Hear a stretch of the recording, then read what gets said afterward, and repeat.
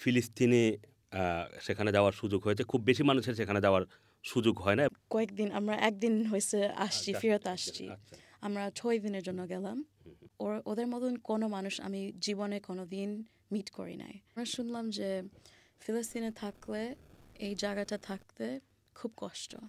কোনো জায়গায় যাওয়ার আগে অনেক কষ্ট করে, ইভেন মসজিদে যাওয়া খুব কষ্ট।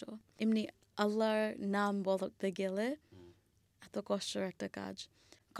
কার্ডবোর্ড বাক্সর মধ্যে থাকে, ঘুমায়। ওইখানেই ওদের লাইফ, বিকজ ওদের আসল বাসা, ওদের বাড়ি নিয়ে গেছে। আমি আর একটা জিনিস দেখলাম আমার নিজের চোখে, যে বাচ্চারা খুব ছোট কাল থেকে অনেক বড় হয়ে গেছে। আসসালামু আলাইকুম প্রিয় দর্শক, আশা করছি সবাই ভালো আছেন, সুস্থ আছেন। আজকে এমন একজন অতিথি আমাদের সামনে এসে উপস্থিত হয়েছেন। তিনি মূলত আমেরিকাতে থাকেন এবং সেখানে তিনি একটি বুক পাবলিশিং কোম্পানি, সেটার সিইও। উনার নাম হচ্ছে জানান সারোয়ার এবং উনার যেই প্রতিষ্ঠান, সেই প্রতিষ্ঠানটির নাম হচ্ছে গ্লোবাল বুক শেলফ ইন্টারন্যাশনাল। তার বাইরেও আরেকটা খুবই গুরুত্বপূর্ণ পরিচয়, তিনি চ্যারিটি ওয়ার্কের সাথে যুক্ত রয়েছেন এবং তিনি অতি সম্প্রতি ফিলিস্তিনে গিয়েছেন। সেখানে যেই যুদ্ধ বিগ্রহের মধ্যে মানুষজন কিভাবে বেঁচে আছে, আমরা প্রতিনিয়ত ইন্টারনেটে যা দেখি সেটা তিনি স্বচক্ষে দেখে এসেছেন। সেই অভিজ্ঞতাটা শুনবো জানান সারোয়ারের কাছ থেকে। জানান সারোয়ার, কেমন আছেন? আলহামদুলিল্লাহ, জাযাকাল্লাহ খাইর, আমি ভালো আছি। আচ্ছা, আপনার কাছ থেকে একটু আপনার যেই বুক পাবলিশিং যে অর্গানাইজেশনটা যেটা রয়েছে, সেটা সম্পর্কে একটু বলুন যে আপনারা কী ধরনের বই পাবলিশিং করেন, কোথা থেকে করেন, এবং আপনি যেটা বলছিলেন যে একজন বিখ্যাত ইজিপশিয়ানের রাইটারের একটা বুক আপনারা পাবলিশিং করেছেন বাংলায় এবং সেটা ইন্টারনেটের মাধ্যমে সারা পৃথিবীতে বিক্রি হচ্ছে। সেটা সম্পর্কে একটু বলুন, তারপর আমরা একটু আপনার ফিলিস্তিনের গল্পটা শুনবো। জি, ইনশাআল্লাহ। সো আলহামদুলিল্লাহ, আমার বুক পাবলিশিং এটা হলো, আমি 11 বছর বুক পাবলিশিংয়ের মধ্যে আছি। প্রথম আমি শুরু করছি ট্রেডিশনাল পাবলিশিং, এটা মানে ইন আমেরিকা। ওখানে আমি অনেক শিখছি। 8 বছর কাজ করে আমি পাবলিশার হয়ে আসছি। যখন ওইটা শিখলাম যে অনেক বই যে মানুষ স্টোরি যে বলতে হয়, ওরা ইজি বানায় না। It's not easy to publish with American publishers. So আমি মনে করলাম যে আমি যদি একটা শুরু করি, আমার সব কানেকশন, সব এডিটর, প্রিন্টার, ডিজাইনার, অনেক স্টেপ আছে পাবলিশিংয়ের মধ্যে, 5টা স্টেপ, রাইটিং শুরু থেকে তারপর ডিস্ট্রিবিউশন অ্যান্ড মার্কেটিং এর শেষে। আলহামদুলিল্লাহ, আমি এটা শুরু করছি 2021। আলহামদুলিল্লাহ। সো আমার বইগুলা বেশিরভাগই বাচ্চাদের বই, বাট অলসো মানুষের নন ফিকশন বুক অ্যান্ড মেমোয়ার। আর কয়েকটা কোম্পানির সাথে আমি কাজ করি হেলথ কেয়ার বইয়ের পাবলিশিং। আলহামদুলিল্লাহ, আমিও একটা বই লিখতেছি। এটা সুন্না, reviving the Islamic Sunnah. These are important health care ব্যাকগ্রাউন্ডের। ওকে, লন্ডনের পাঠক যারা, তারা আপনার বই কিভাবে পেতে পারেন, মানে অ্যাক্সেসটা কিভাবে নেবেন তারা? জি অনলাইনে কোথায় পাওয়া যাচ্ছে? জি, আমার ওয়েবসাইটটা হলো globalbookshelves.com, বাট আমার বেশিরভাগই বইগুলো যে আমি হেল্প করি, সাহায্য করি মানুষকে, 200 মানুষকে আমার জীবনে আমি সাহায্য করছি আইডিয়া থেকে বুক পাবলিশিং। এটা কেমনে করলাম, এটা হলো আমি ওনাদের সাথে anyone who wants to publish there story, ওদের জীবনের লাইফ অথবা ওদের কোম্পানি বিজনেসের জন্য একটা বই বানানো, এটা আমি bookjanan.com গেলে আমার ফ্রি রিসোর্স আছে, আমিও কনসালটেশন করি। আর globalbookshelves.com-এ গেলে আমার বই, স্পেশালি একটা বই যে আমি বললাম, সিস্টার ইয়াসমিন মোগাহেদ, উনি একটা ইসলামিক স্পিকার, মনে হয় আপনারা শুনছেন, অনেকে চিনবেন। ওনার বই হলো, ওইটার নাম হলো হিলিং দ্য এমটিনেস। এটা বাংলাতে অনুবাদ হয়েছে। You can search on online Amazon or গুগলে সার্চ করলে এটা বাংলা ভার্সন পাওয়া যাবে। আলহামদুলিল্লাহ। ওকে, আমরা আপনার বুক পাবলিশিংয়ের যে বিষয়গুলো সেটা জানলাম। অতি সম্প্রতি আপনি ফিলিস্তিনে সেখানে যাওয়ার সুযোগ হয়েছে। খুব বেশি মানুষের সেখানে যাওয়ার সুযোগ হয় না এবং বর্তমানে এই সময়ে সেখানে যাওয়াটা অনেকটাই দুঃসাহসের একটা কাজ। আপনি একটা চ্যারিটি অর্গানাইজেশনের সাথে যুক্ত আছেন এবং আপনি সেখানে গিয়েছেন। সেখানে যাওয়ার গল্পটা একটু শুনবো। সেখানে আপনি কী দেখেছেন? জি, সো আমি একটা ইউকে বেসড চ্যারিটির সাথে গেলাম, এটার নাম হলো ফরগটেন উইমেন। মহিলা দিয়ে, ভদ্র মহিলা gave resources to women and orphans in ফিলিস্তিন, আমরা জেরুসালামে গিয়ে আসছি। জেরুসালামে কি দেখলাম? আলহামদুলিল্লাহ, এটা ওই জায়গায় মসজিদ আল আকসা। মসজিদ আল আকসার জায়গা আমরা সবাই শুনলাম জীবনে, but আমি বুঝি নাই যে এত শান্তির একটা জায়গা যে আছে। সুবহানাল্লাহ, ভেরি সিগনিফিকেন্ট। very significant. আমরা তো সবাই চিনি মক্কা, মদিনা, but number 3 এটা হলো মসজিদ আল আকসা। মসজিদ আল আকসার কম্পাউন্ড। বাট আমি আসলে বলবো যে আমরা যে যখন যাওয়ার সময় এভরি টাইম গেটে ঢুকার সময় আমাদের পাসপোর্টে দেখাইতে হবে, ব্যাগ সার্চ করা বাই দ্য সোলজার্স। এটা এটা কবে লাস্ট সর্বশেষ আপনি কবে গেলেন এটা? কয়েকদিন, আমরা একদিন হয়েছে আসছি, ফেরত আসছি। আচ্ছা। আমরা 6 দিনের জন্য গেলাম। প্রত্যেক দিন মানে এটা ছাড়া সার্চ আর আইডেন্টিফিকেশন দেখানোর ছাড়া সব কিছু মাশাআল্লাহ খুবই সুন্দর গেছে। ফিলিস্তিন মানুষের সাথে দেখা করা, মিট করা, ওদের মতন কোনো মানুষ আমি জীবনে কোনো দিন মিট করি নাই। সবাই হাসিমুখ, সবাই খুব, কোনো মিথ্যা নাই।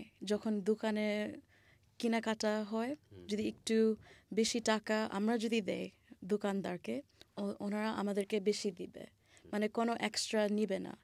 আমরা কষ্ট করে টাকা দেই, ওরা নিবে না। ওরা খুব জেনারেস, খুব ভালো মানুষ, এটা দেখলাম। এই যে তাদের উপরে এই মুহূর্তে আমরা জানি যে যেই হামলা চলছে, নানান ধরনের বিষয়গুলো আমরা ইন্টারনেটে দেখি, সেটার কতটুকু চাপ এই জেরুজালেমে আছে, বা সেটা আসলে আপনারা তাদের কাছ থেকে কি শুনেছেন? আমরা শুনলাম যে ফিলিস্তিনে থাকলে, এই জায়গাটা থাকতে খুব কষ্ট, অনেক প্রেশার।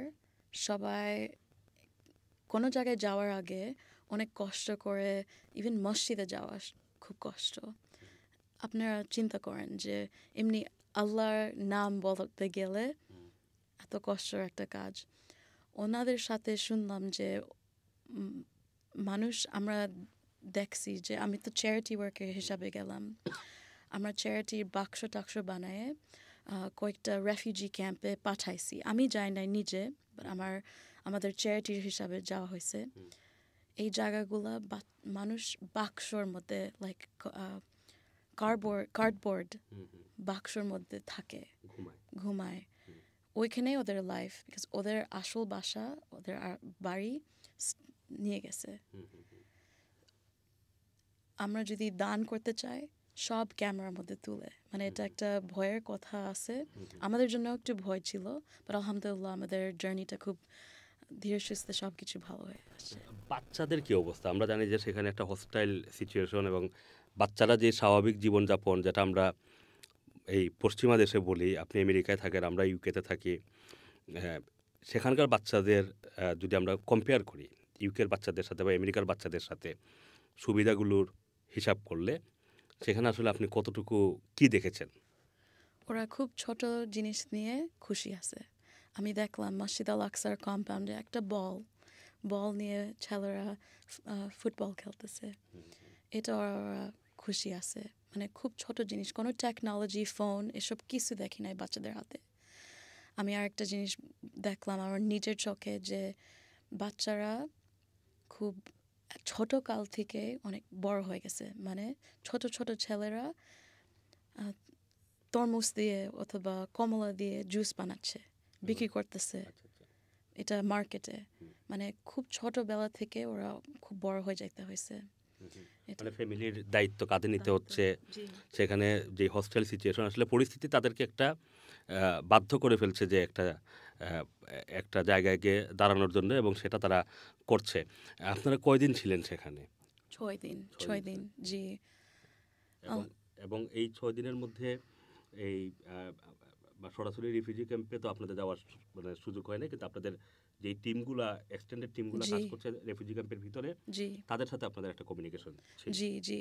আর আমরা যে সব টাকা রেজ করছি ওইটা গাজার ভিতরে, আগে রমাদানের আগে ওই এইড দেওয়া গেছে। আলহামদুলিল্লাহ, মানে এটা গাজাতে আমার যাওয়া হয় নাই। মানুষ যে হাসপাতালের ওয়ার্কার অথবা ডাক্তার, এরকম হেলথ কেয়ার ওয়ার্কার যাইতে পারে, বাট আমরা অন্য দিক দিয়ে সাহায্য করছি। আচ্ছা, আপনারা কতজন ছিলেন টিমে এবং আম আমরা যদি বলি যে এই ট্যুরের মাধ্যমে আপনারা কত টাকা রেইজ করলেন বা ডোনেট করলেন? জি, ১৫ জন আর 150,000 pounds raised. আপনার মাশাআল্লাহ। Subhanallah. Very good job. So প্রত্যেক মানুষ had a responsibility of 5,000 pounds and আলহামদুলিল্লাহ আমরা সবাই একটু বেশি বেশি করে নিয়ে আসতে পারছি। রেইজ করেছেন জি এবং জি পুরো টাকাটাই আপনারা ফিলিস্তিনের যেই মানুষ যারা এই মুহূর্তে যুদ্ধবিগ্রহ আক্রান্ত রয়েছেন তাদের কল্যাণে ব্যয় করা হচ্ছে এবং ফরগটেন উইমেন্স আপনারা জানেন যে ব্রিটেনে অনেক ভালো ভালো কাজ করছে, অনেক নামকরা একটা চ্যারিটি এবং এই চ্যারিটি শুধুমাত্র যে ফিলিস্তিনি বা এইসব জায়গায় না, ব্রিটেনও যেমন কাজ করে বিশ্বের বিভিন্ন দেশে রোহিঙ্গা ক্যাম্পেও তাদের ফুটস্টেপ রয়েছে, বিশ্বের বিভিন্ন দেশে তারা কাজ করার সুযোগ রয়েছে এবং জানান সারোয়ার তাদের সাথে যুক্ত হয়েছেন সেই আমেরিকা থেকে এসে এবং ফিলিস্তিন থেকে মাত্র তারা গতকালকে এসে আজকে তিনি ফিলিস্তিনের যেই মসজিদ আল আকসা এবং তার আশেপাশের পরিবেশের কথা আমাদের কাছে বর্ণনা করলেন। আপনাকে অসংখ্য ধন্যবাদ আমাদের সাথে যুক্ত হওয়ার জন্য। আবারও হয়তো আপনার সাথে কখনো দেখা হবে এবং আপনার নতুন কোনো এক্সপিরিয়েন্স আমরা জানবো। জি ইনশাল্লাহ। একটা লাস্ট জিনিস বলবো যে আলহামদুলিল্লাহ আমরা ওই জায়গাতে যাওয়ার পরে ফুড বক্স ডিস্ট্রিবিউশন নিজের হাতে করছি, প্যাকেজিং, আর হাসপাতালে গিয়ে ক্যাশ ডোনেশন, বাচ্চারা যে ওষুধ ছিল এটা আমরা হাতে দিয়ে দিতে পারছি। আচ্ছা, হাসপাতালে যে বাচ্চাদেরকে দেখেছেন সেখানকার বাচ্চাদের কি অবস্থা? বাচ্চাদের সাথে কথা নিশ্চয়ই আপনারা বলেছেন, তাদের এক্সপিরিয়েন্সগুলো কি ছিল? মানে আমরা যে উইং গেছি হাসপাতালের ভিতরে, নিউরো সার্জারি উইং, মানে একটা কমপ্লিকেশন না, অনেক কমপ্লিকেশন, আর কয়েকটা বাচ্চারা ফ্যামিলিরা গাজা থেকে আসছে ওইখানে ওই হাসপাতালে যে আমরা গিয়েছিলাম। এটা মানে আমার খুব খারাপ লাগছে দেখতে, বিকজ এই হাসপাতালের অবস্থা, এটা ভালো হাসপাতাল, তাও সব টেকনোলজি সব ইকুইপমেন্ট পুরানো। মানে আমাদের অনেক শুকরিয়া করা উচিত যে আমরা এখানে থাকি, যে জায়গায় থাকি, যে অনেক ইজি আমাদের লাইফ, আমাদের জীবন। ওরা অনেক কষ্ট করে, তাও আলহামদুলিল্লাহ আল্লাহ ওনাদেরকে অনেক ধৈর্য দিছে। সুবহানাল্লাহ। এটা ধৈর্য আর এই পিস, তার শান্তি, যে ওই মসজিদ আল আকসা আর সব ফিলিস্তিনের মানুষ, আমি কেন গেছি, এটা একটা রিস্কি জিনিস, আমি গেছি কেন, জাস্ট ওনাদের সাথে মিট করতে, যে কেমনে মানুষ আছে আমাদের দুনিয়াতে যে যখন ওদের নিজের কাচ্চারা মারা যাচ্ছে ওরা বলতেছে সুবহানাল্লাহ। এরকম মানুষের সাথে জাস্ট মিট করা আমার খুব ইচ্ছা ছিল। এখন আমি মিট করার পরে আমি বলবো যে আসলে ওরা খুব স্ট্রং মানুষ, and আমরা অনেক শিখতে হবে ওনাদের থেকে অনেক শিকার আছে পেশেন্সের উপরে। খুবই চমৎকার কিছু কথা বললেন একেবারে শেষে, যে পৃথিবীর সবচেয়ে, আমরা যদি বলি যে জুলুম চলছে এই মুহূর্তে যেখানে, সেখানেই তিনি একেবারেই পৃথিবীর সবচেয়ে আকাঙ্ক্ষিত যে শব্দ শান্তি এবং সবচেয়ে যেটা আল্লাহ পছন্দ করেন সেটা হচ্ছে যে সবর করা। তারা প্রত্যেকটা কথার সাথে তারা সুবহানাল্লাহ বলছে এবং প্রত্যেকটা কথাকে তারা পজিটিভলি নিচ্ছে। যেখানে মানুষ এই ধরনের পরিস্থিতিতে থাকলে আল্লাহ খুদা এগুলো ভুলে যায়, সেখানে তারা কন্টিনিউয়াসলি আল্লাহ খুদার মধ্যেই তাদের যে শান্তি সেটা খুঁজছে এবং সেটা তিনি স্বচক্ষে দেখে এসেছেন। জানান সারোয়ার, আপনাকে আবারও অসংখ্য ধন্যবাদ।